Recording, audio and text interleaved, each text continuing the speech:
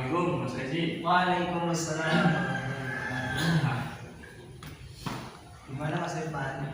Ini mau tanya. Iya. Kemarin ngeliat ceramah mengenai metode dakwah Nabi, itu apa aja ya, Mas? Oh iya.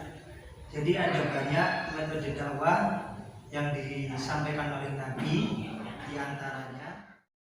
Yang pertama ada dakwah fardhiyah. Merupakan metode dakwah yang dilakukan seseorang kepada orang lain atau kepada beberapa orang dalam jumlah yang kecil dan terbatas.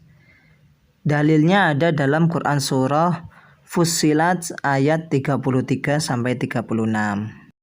Yang kedua ada dakwah ammah. Merupakan dakwah yang dilakukan oleh seseorang dengan media lisan yang ditujukan kepada orang banyak dengan maksud menanamkan pengaruh kepada mereka. Nah, kemudian mereka biasanya menyampaikan dalam khutbah atau pidato atau ceramah dan sebagainya. Kemudian yang ketiga adalah dakwah bil lisan. Merupakan dakwah yang penyampaian informasi atau pesan dakwahnya melalui lisan, yaitu seperti ceramah atau komunikasi langsung antara subjek dan objek dakwah. Yang dimaksud di sini adalah antara dai dan mad'u. Ya, pelaksanaannya sama seperti dakwah ammah. Kemudian dalilnya ada dalam Quran surah An-Nahl ayat 125. A'udzu billahi minasyaitonir rajim.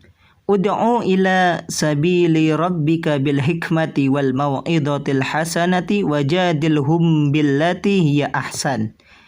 Inna rabbaka huwa a'lamu biman dhalla an sabilihi wa huwa a'lamu bil muhtadin.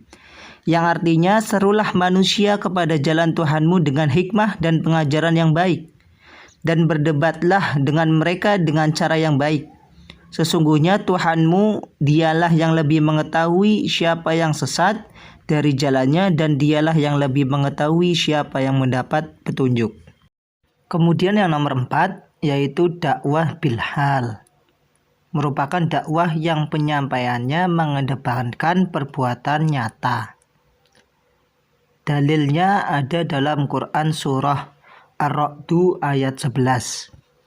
Kemudian yang kelima ada dakwah bitadwin.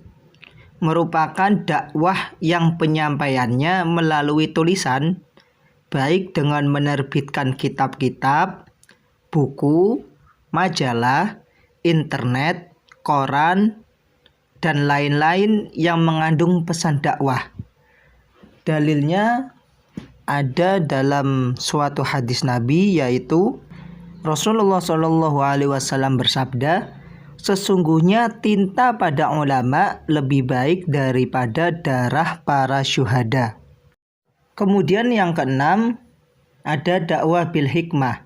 Merupakan dakwah yang penyampaiannya dengan cara arif bijaksana, semisal melakukan pendekatan sedemikian rupa sehingga pihak objek atau yang di sini itu ada mad'u mampu melaksanakan dakwah atas kemauannya sendiri, tidak merasa ada paksaan maupun tekanan konflik. Dalilnya ada sama dengan dakwah bil lisan, yaitu Quran surah An-Nahl ayat 125. Oh, jadi gitu ya, Mas? Iya, jadi di antara beberapa metode dakwah Nabi, yang pertama itu ada dakwah fardhiyah, Mas.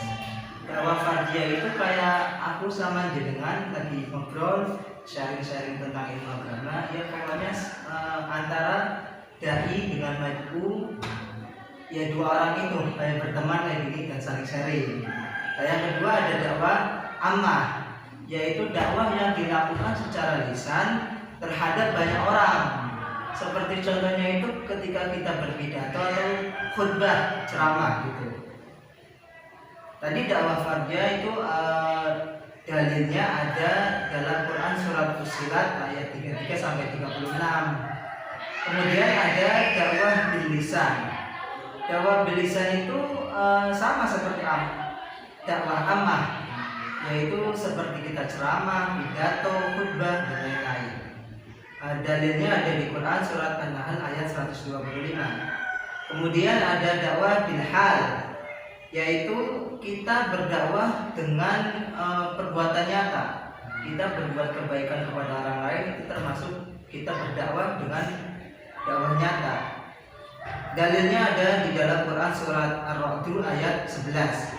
Kemudian ada dakwah bitadwin, yaitu melalui tulisan, seperti kita membuat buku mengenai ilmu agama, status, ya, dan lain-lain. Kemudian ada dakwah bil hikmah. Bil hikmah itu kita menyampaikan sesuatu kepada orang lain secara bijaksana, lalu orang itu tanpa disengaja menerima ajakan kita dan tanpa paksaan, seperti itu. Dalilnya ada dalam Quran surat An-Nahl ayat 125. Begitu Mas Irfan. Berarti banyak ya cara Banyak. dakwahnya.